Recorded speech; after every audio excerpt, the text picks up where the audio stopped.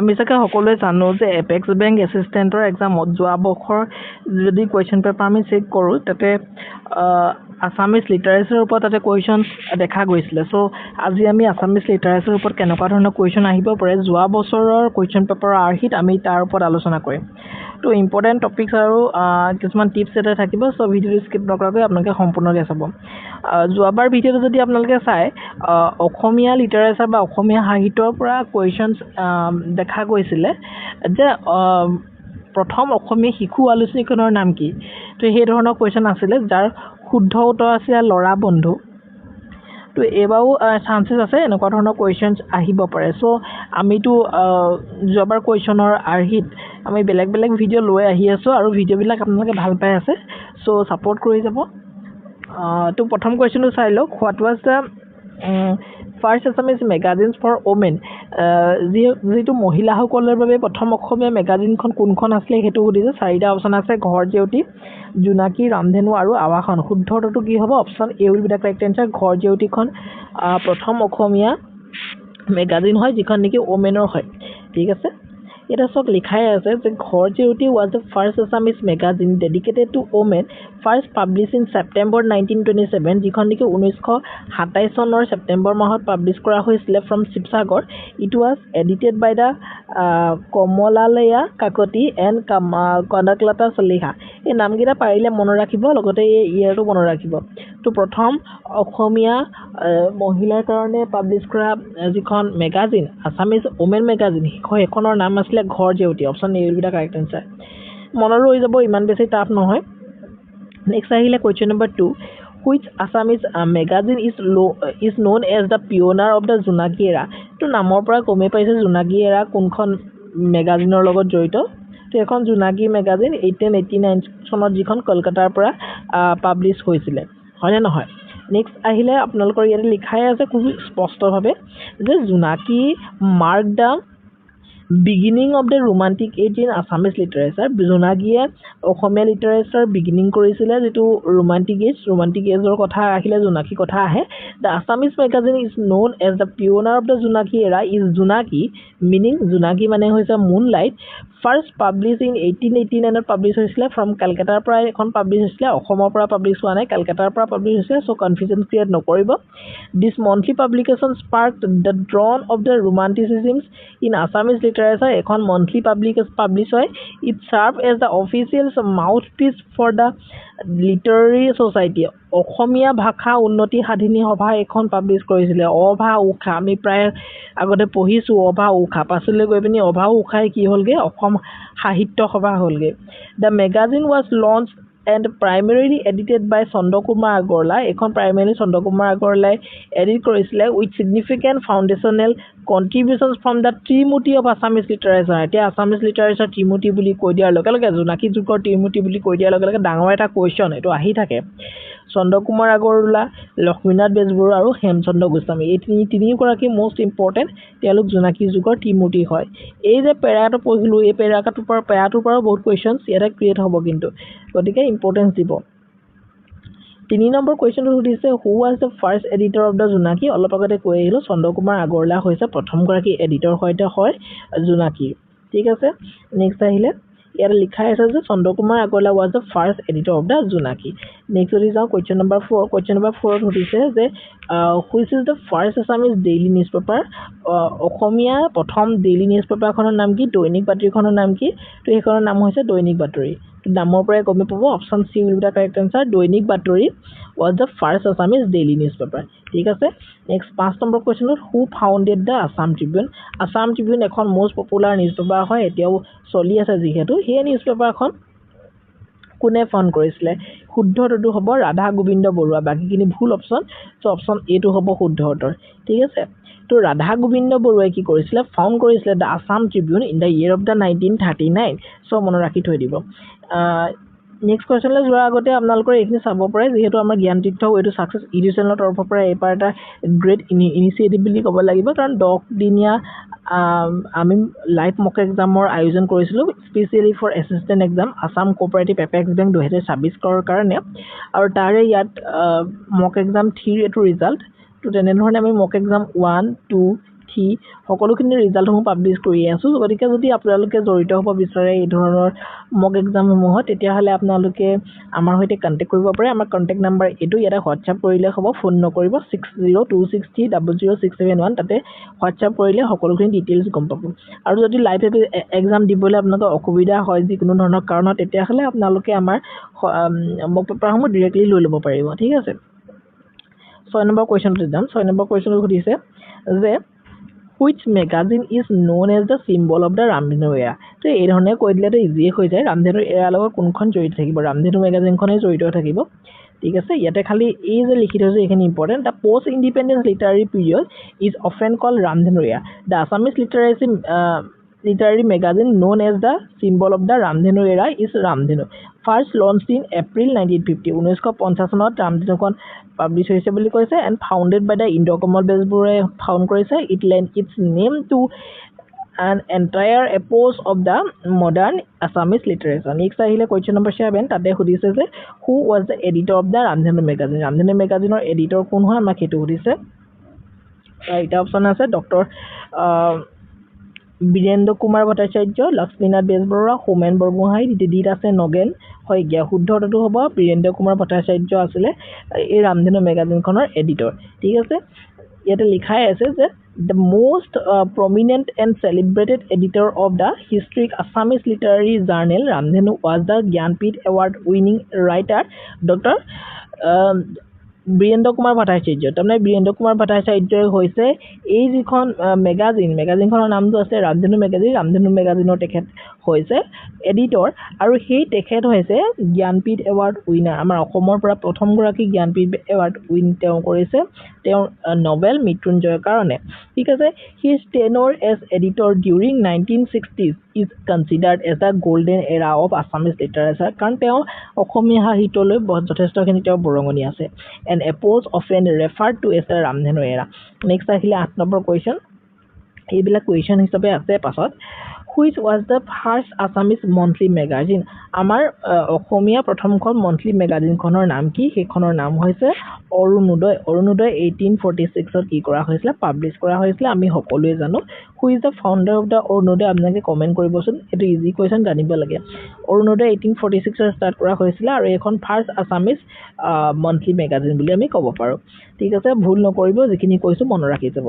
9 number কোৱেশ্চনটো আছে who was associated with the publications of Orunodoi পাব্লিকেশনৰ লগত কোন জড়িত আছিল অসম সাহিত্য সভা জড়িত নে ব্ৰিটিছ গভৰ্ণমেণ্ট জড়িত নে গুৱাহাটী ইউনিভাৰ্চিটি জড়িত নে আমেৰিকান বাপ্টিষ্ট মিছনাৰী জড়িত শুদ্ধটো এ আমেৰিকান বাপ্টিষ্ট মিছনাৰী জড়িত আছিল অৰুণোদয় পাব্লিকেশনৰ লগত Orunodoi was published by the American Baptist missionaries from Sivasagar ঠিক আছে 10 নম্বৰ কোৱেশ্চনত আমি যাম তাতে সুধিছে যে which Assamese literary magazine was founded by the Lakshminath বেজবৰুৱাই ফাউণ্ড কৰা মেগাজিনখনৰ নাম আছিল বাঁহী যিখন নেকি 1909 চনত তেওঁ পাবলিশ কৰিছিল তো এটো মনত ৰাখি থৈ দিব তো ইয়াত লিখাই আছে যে বাঁহী was the influential literary magazines edited by the Lakshminath Bezbaroa in the year of the 1909 next আহিলে 11 নম্বৰ কোৱেশ্চন বুহিয়াই সাধু বুলি কৈ দিয়া লগে আৰু ক'বলগীয়া নাই লক্ষ্মীনাথ বেজবৰুৱাৰ কথাই মনলৈ আহিব সো এই will be the correct answer Burhi Aai Sadhu is a famous collection of the Assamese folk tales ঠিক আছে নেক্সট আহিলে 12 number question which was the first sessions venue Asam Sahitya সভাৰ প্ৰথম অধিৱেশন ক'ত হৈছিল শিৱসাগৰত হৈছিল সভাপতিত্ব কোনে কৰিছিল পদ্মনাথ গোহাঁই বৰুৱাই কৰিছিল in the year of the 1917 হেখনে প্ৰথম অসম সাহিত্য সভা আছিল এতিয়া মই প্ৰেসিডেন্টৰ কথা কৈ দিলো সেক্ৰেটাৰী কোন আছিল কমেন্টত জনাব অসম সাহিত্য সভাৰ প্ৰথম অধিৱেশনখনৰ সেক্ৰেটাৰী কোন আছিল ঠিক আছে the first sessions of Assam Sahitya Sabha was held at Shivsagar in the year of the 1917 ঠিক আছে 13 নম্বৰ কোৱেশ্চনত যাম who was the first president of Assam Sahitya সভাৰ প্ৰথম প্ৰেসিডেন্ট অলপ আগতে কৈ আহিলো পদ্মনাথ গোহাঁই বৰুৱা ঠিক আছে he presided over the first session of the Assam Sahitya সভা নেক্সট যদি যাও নেক্সট কোৱেশ্চনলৈ যোৱাৰ আগতে ইয়াতে চাব পাৰে যেহেতু আমি 10 দিনীয়া লাইভ মক এক্সামৰ জৰিয়তে আমি সম্পূৰ্ণৰূপে এটা এক্সামৰ দৰে এটা এনভায়ৰনমেন্ট আপোনালোকক দিবলৈ চেষ্টা কৰি আছো সো এই ধৰণে আপোনালোকক ওএমআৰ সিটো আমি প্ৰভাইড কৰোঁ আৰু ওএমআৰ সিটখিনি আপোনালোকৰ যেহেতু এক্সামটো 6 বজাৰ পৰা 8 বজালৈকে হয় তো 8 বাজি 10 মিনিটৰ ভিতৰত আমাক সেন্ড কৰিবলৈ কওঁ আৰু সেন্ড কৰাৰ পিছত এই ধৰণে চেক কৰি পানি আপোনালোকক ৰিজাল্টটো দিয়া হয় সম্পূৰ্ণ মাৰ্কছৰে সৈতে সো যদি লাগে আপোনালোকে কমেন্ট কৰিব ঠিক আছে নেক্সট 14 নম্বৰ কোৱেশ্চন সুধিছে জোনাকী ওয়াজ পাবলিশ ইন হুইচ ইয়াৰ জোনাকী কিমান চনত পাবলিশ কৰা হৈছিল প্ৰথমতে কৈ আহিছিল 1889 চনত ইম্পৰ্টেন্ট হয় মনত ৰাখি থৈ দিব Jonaki was publish in 1889 by Assamese students in Kolkata কলকাতাৰ পৰা এখন পাবলিশ কৰা হৈছিল 15 নম্বৰ কোৱেশ্চনটো সুধিছে who wrote the Assamese grammar book Hemkosh নামৰ যিখন অভিধান সকলোৱে চাগে হেমকুক ইউজ কৰে তো সেই হেমকুকখন কোনে আসলে লিখিছিলে তো হেমচন্দ্ৰ বৰুৱা শুদ্ধ হ'ব শুদ্ধ উত্তৰ ইয়াতে কিন্তু কোনোবা এটা অপচন নিদি পানি হেমচন্দ্ৰ গোস্বামী থাকিব সো সেই হেমচন্দ্ৰ গোস্বামী দেখিলে আপোনালোকে কনফিউজন ক্ৰিয়েট কৰিব পাৰে সো অপচন হেমচন্দ্ৰ বৰুৱা হ'ব শুদ্ধ উত্তৰ মনত ৰাখি থৈ দিব Hemkosh is the first etymological dictionary of the Assamese আৰু হেমকুকখন 1900 চনত পাবলিশ কৰা হৈছিল এইটো মনত ৰাখি থৈ দিব নেক্সট আহিলে 16 number question which Assamese newspaper is the oldest English daily North East India oldest English daily North East India তো ইয়াতে চাৰিটা অপচন আছে দ্য সেন্টিনেল ইষ্টাৰ্ণ ক্ৰনিকল সিট আছে দ্য আসাম ট্ৰিবিউন এণ্ড আছে নৰ্থ ইষ্ট টাইমছ শুদ্ধ উত্তৰটো দ্য আসাম ট্ৰিবিউন হ'ব শুদ্ধ উত্তৰ the Assam Tribune is the oldest and most influential English daily newspaper of North East India ঠিক আছে next who is also known as Rasaraj বুলি কাক কোৱা হয় এইটো আৰু মোক কোৱাৰ কোনো প্ৰয়োজন নাই লক্ষ্মীনাথ বেজবৰুৱা হ'ব শুদ্ধ উত্তৰ Lakshminath Bezbaroa is popularly known as Rasaraj next আহিলে 18 নম্বৰ question which Assamese magazine gave rise to Jonaki যুগ তো ইয়াৰে শুদ্ধটো কোনটো হ'ব অপচন এটা আছে অৰুণোদয় জোনাকী বাঁহী আৰু আৱাহন আছে তাৰে শুদ্ধটো হ'ব জোনাকী to the publication of the Junaki marked the beginning of the Junaki যুগ Assamese literature যিটো romanticism আৰম্ভ হৈছিল সেই সময়ৰ পৰাই 19 নম্বৰ কোৱেশ্চন সুধিছে যে who was the first Assamese newspaper প্ৰথম অসমীয়া নিউজপেপাৰখনৰ নাম কি প্ৰথম অসমীয়া নিউজপেপাৰখনৰ নাম আমাক সুধিছে তো তাৰে শুদ্ধটো হ'ব অৰুণোদয় 1946 ত আহিছিল first Assamese newspaper and magazine এখন ফাৰ্ষ্ট আসামিজ নিউজপেপাৰ বুলি ক'ব পাৰি আৰু মেগাজিন বুলি ক'ব পাৰি পাবলিছ ফ্ৰম শিৱসাগৰৰ পৰা পাবলিছ হৈছে নেক্সট আহিলে 20 নম্বৰ question who is known as the father of the Assamese literature father কোন বুলি কোৱা হয় লক্ষ্মীনাথ বেজবৰুৱা মাধৱ কন্দলী শংকৰদেৱ নে হেমচন্দ্ৰ বৰুৱা তো তেখেতক কোৱা হয় শংকৰদেৱ আমাৰ মহাপুৰুষ শংকৰদেৱক অসমীয়া লিটাৰেচাৰ আমি ফাদাৰ বুলি ক'ব পাৰোঁ ফাউণ্ডাৰ বুলি ক'ব পাৰোঁ আমাৰ আসামিজ কালচাৰৰ হয়নে Sankardev made immense contributions to Assamese literature culture and religion next আহিলে 21 number questions which is the first Assamese novel প্ৰথম অসমীয়া নভেলখনৰ নাম হৈছে আমি সকলোৱে জানো প্ৰায় 80 টাকে ভানুমতিখন কোনে লিখিছিলে এইটো জানেনে আপোনালোকে পদ্মনাথ গোহাঁই বৰুৱাই লিখিছিলে যিগৰাকী নেকি প্ৰথম সাহিত্য সভাৰ সভাপতি আছিলে আৰু তেওঁ প্ৰথম অসমীয়া আমাৰ নভেলখন লিখিছিলে নেক্সট আহিলে 22 নম্বৰ কোৱেশ্চন এখন মোষ্ট পপুলাৰ এখন নভেল হয় মিৰি জীয়ৰী তো মিৰি জীয়ৰীখন চাগে সকলোৱে পঢ়িছে তো সেই মিৰি জীয়ৰীখন ৰজনীকান্ত বৰদলৈ এখন উপন্যাস হয় ইম্পৰ্টেন্ট হয় কাৰণ Miri Jiyori is an Assamese novel written by Rajanikanta Bordoloi and it was first Assamese novel এখন ফাৰ্ষ্ট আসামিজ নভেল নহয় এটা ভুলকে লিখা আছে এইটো 1894 এখন পাবলিছ কৰা হৈছিল ঠিক আছে নেক্সট আহিলে হু ৰড দ্য নভেল ইয়াৰিংগম নামৰ যিখন বুক এইখনো বীৰেন্দ্ৰ কুমাৰ ভট্টাচাৰ্যই কি কৰিছিলে এখন লিখিছিলে আৰু এই নভেলখন ইম্পৰ্টেন্ট কেলে হয় এখন প্ৰথম অসমীয়া নভেল উপন্যাস যিয়ে নেকি সাহিত্য একাডেমি এৱাৰ্ড লাভ কৰিছিলে সাহিত্য একাডেমি এৱাৰ্ড আই থিংক 1961 মানত পাইছে নেকি মই পাহৰি গৈছোঁ এনেকুৱাই হ'ব চেক কৰিবচোন option A will be the correct answer ঠিক আছে ইয়াৰিংগম ওন দ্য সাহিত্য একাডেমি এৱাৰ্ড দেখিছে তো প্ৰথম অসমীয়া উপন্যাস ইয়াৰিংগম হয় সাহিত্য একাডেমি বঁটা লাভ কৰা কিন্তু প্ৰথম অসমীয়া কিতাপ নহয় প্ৰথম অসমীয়াখন হৈছে বনফুল যিখন কি যতীন্দ্ৰনাথ দুৱৰা আছিলে তো তেখেতে 1955 সাহিত্য একাডেমি লাভ কৰিছিলে কিন্তু এখন উপন্যাস নাছিলে উপন্যাসখন হৈছে ইয়াৰিংগম ঠিক আছে কনফিউজনবিলাক ক্ৰিয়েট নকৰিব নেক্সট এখন আমাৰ টাইম শিডিউল মক এক্সাম লাইভ মক এক্সামৰ যিসকলে এতিয়ালৈকে জড়িত হোৱা নাই জড়িত হৈ ল'ব পাৰে যদি ইচ্ছা কৰে কাৰণ এক্সাম একেবাৰে ওচৰত 28 জুনলৈ বৰ বেছি সময় নাই গতিকে এইকেইটা দিন অকণমান ভাল ধৰণে ইউটিলাইজ কৰিব লাগিব পেপাৰ 1 15 জুনত হৈ গৈছে পেপাৰ 2 17 জুনত হৈ গৈছে 3খন 18 June 4খন 20 June 5খন 21 June 6খন 22 June 7খন 23 June 8খন 24 June এইবিলাক হ'বলৈ আছে আৰু এইখিনি টাইম ওয়াইজ আপোনালোকে পাই যাব আৰু যিখন আগতে হৈ গ'ল সেইখন অন স্পট আপোনালোকে লাভ কৰিব ঠিক আছে 24 নম্বৰ কোৱেশ্চনটো আপোনালোকে এবাৰ চাই দিব তো তাতে কৈছে যে who was the first Assamese recipient of the Jnanpith award Jnanpith award লাভ কৰা প্ৰথমগৰাকী অসমীয়া কোন হয় অলপ আগতে কৈ আহিছিলোঁ বীৰেন্দ্ৰ কুমাৰ ভট্টাচাৰ্য তেখেতৰ যিখন মৃত্যুঞ্জয় নামৰ তেখেতৰ কিতাপ আছে মৃত্যুঞ্জয় নামৰ কিতাপখনৰ কাৰণে জ্ঞানপীঠ এৱাৰ্ড লাভ কৰিছিলে আৰু তেখেতে জ্ঞানপীঠ এৱাৰ্ড লাভ কৰিছিলে 1979 চনত ঠিক আছে আৰু সাহিত্য একাডেমি এৱাৰ্ড লাভ কৰিছিলে 1961 ঠিক আছে নেক্সট হু ৰট মৃত্যুঞ্জয় অলপ আগতে কৈ আহিলোঁ মৃত্যুঞ্জয় বুকখন ইম্পৰ্টেণ্ট হয় তো বীৰেন্দ্ৰ কুমাৰ ভট্টাচাৰ্যই এখন লিখিছিলে ঠিক আছে নেক্সট আহিলে Gitanjali was written by whom Gitanjali কথা আমি জানো কাৰণ 1913 চনত গীতাঞ্জলিখনৰ কাৰণে লাভ কৰিছিলে নোবেল প্ৰাইজ ৰবীন্দ্ৰনাথ টেগোৰে so option B will be the correct answer ঠিক আছে Tagore won the Nobel prize literature for Gitanjali next 27 number কোৱেশ্চনটো কি দিয়া আছে যে which Assamese literary figure known Sahityarathi বুলি কৈ দিয়াৰ লগে লগে লক্ষ্মীনাথ বেজবৰুৱা এইবিলাক ইজি কুৱেশ্যন এইবিলাকত আৰু সময় নষ্ট নকৰোঁ ৰূপকোঁৱৰ বুলি কাক কোৱা হয় ৰূপকোঁৱৰ নামৰ লগতে লাগি আহিছে যিহেতু Jyotiprasad Agarwala next 29 number question সুধিছে who wrote the Assam's state anthem O' Mor Aponar দেশ নামৰ যিটো অসমৰ ষ্টেট এন্থেম হয় তো এইটো কোনে লিখিছিলে সুধিছে option C will be the correct answer Lakshminath Bezbaroa হ'ব শুদ্ধ উত্তৰ অ' মোৰ আপোনাৰ দেশ নেক্সট 30 নম্বৰ কুৱেশ্যনটো সুধিছে which Assamese writer receive Jnanpith award 2000 চনত আমাৰ অসমৰ পৰা বৰ্তমানলৈকে কেৱল 3গৰাকীয়ে জ্ঞানপীঠ এৱাৰ্ড লাভ কৰিছে প্ৰথমগৰাকী 1979 চনত লাভ কৰিছিলে আমাৰ বীৰেন্দ্ৰ কুমাৰ ভট্টাচাৰ্য 2000 চনত লাভ কৰিছিলে মামণি ৰয়ছম গোস্বামী যাক ইন্দিৰা গোস্বামী বুলি জনা যায় আৰু দেন 2020 চনত লাভ কৰিছে নীলমণি ফুকন 56th আছিলে তেওঁ জ্ঞানপীঠ এৱাৰ্ডী তো ইয়াতে যদি চাই ইন্দিৰা গান্ধী যাক মামণি ৰয়ছম গোস্বামী বুলি কোৱা হয় তেওঁক ৰিচিভ কৰিছে জ্ঞানপীঠ এৱাৰ্ড 2000ত the Assamese writer who receive the Jnanpith award in 2000 is Indira Goswami also' popularly known by her pen name Mamoni Roysom Goswami. She was a celebrated novelist, poet and scholar and was second Assamese author to be awarded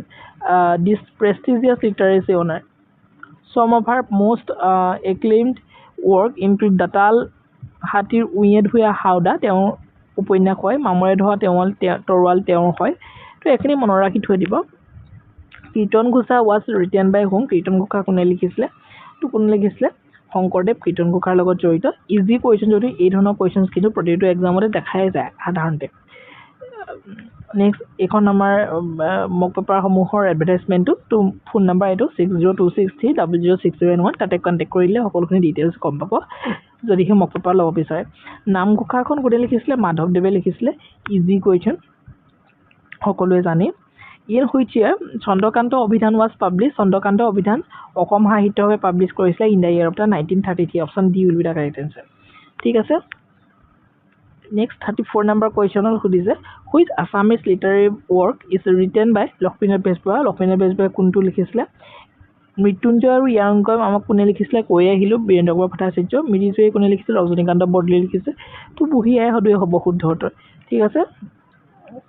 আৰু বুঢ়ী আই সাধু নপঢ়া কোনো হয়তো নায়েই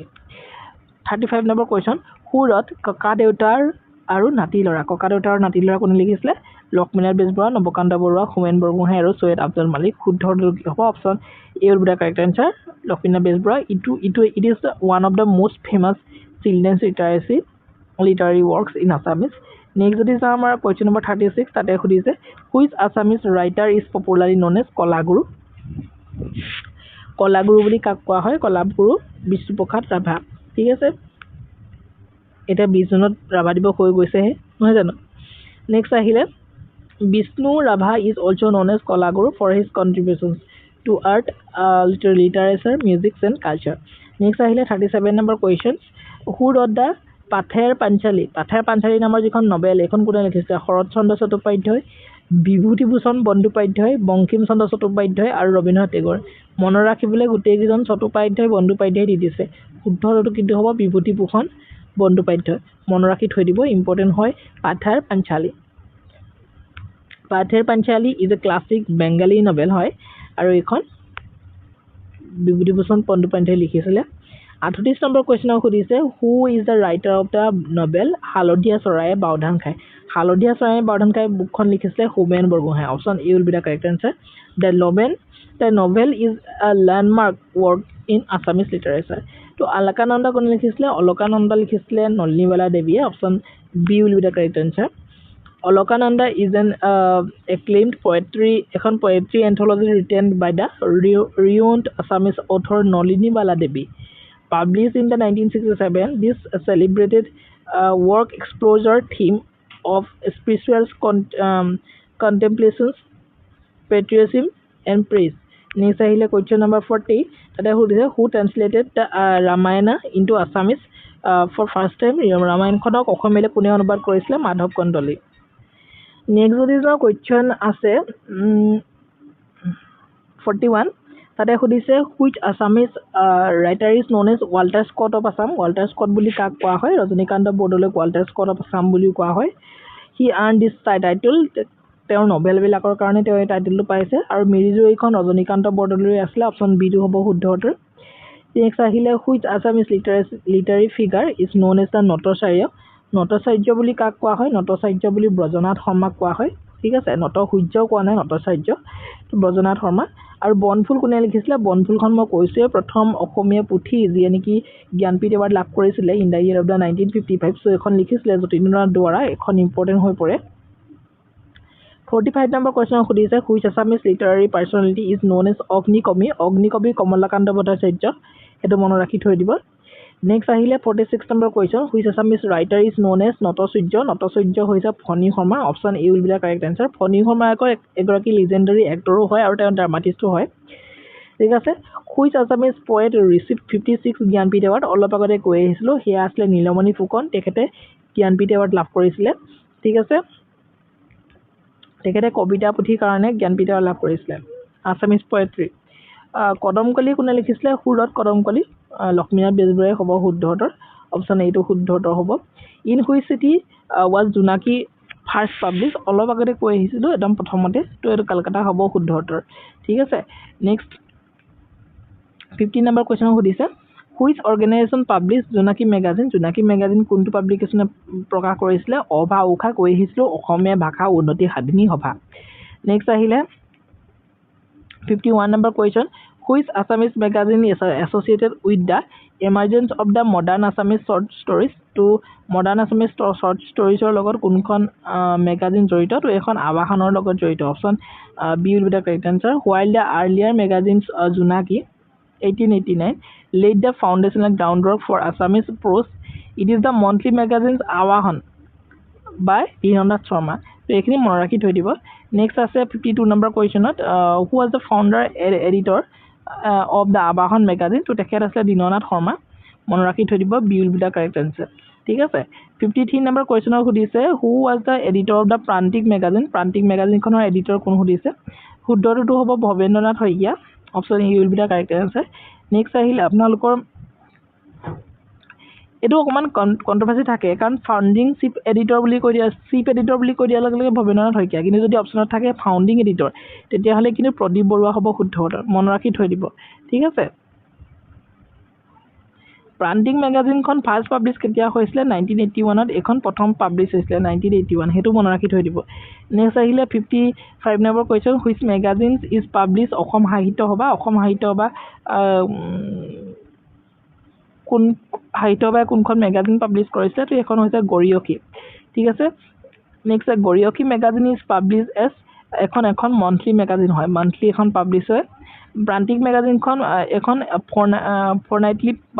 publish হয় তাৰমানে 15 ডেজত এখন পাব্লিছ হয় ঠিক আছে পখেকীয়া নাম তাৰমানে অসমীয়াত যদি ক'বলৈ যাওঁ তো ইমানেই আছিলে ভিডিঅ'টো যিমান পাৰোঁ একদম এক্সাম পাৰ্চপেক্টিভৰ পৰা যেনেকুৱা ধৰণৰ কুৱেশ্যন আহিব পাৰে মই তেনেকুৱা ধৰণৰ কুৱেশ্যন এড কৰিছোঁ যদি ভাবিছে যে আৰু এটা ভিডিঅ' লাগিব আছামিজ লিটাৰেচাৰৰ ওপৰত ডেফিনেটলি আমি দিবলৈ চেষ্টা কৰিম চ' এই ধৰণে আমি প্ৰতিটো টপিকৰ ওপৰত যোৱাবাৰ যিমানখিনি কুৱেশ্যন মেমৰি বেছ কুৱেশ্যন আমি পাইছোঁ তো সেই কুৱেশ্যনছখিনিৰ ওপৰত এটা টপিক আমি বনাই পিনি এটা ভিডিঅ' দি আছোঁ চ' ইম্পৰ্টেণ্ট হ'বলৈ গৈ আছে আপোনালোকৰ এই ভিডিঅ'সমূহ আগন্তুক পৰীক্ষাৰ বাবে চ' থেংক ইউ ছ' মাছ চিন দ্য নেক্সট ভিডিঅ'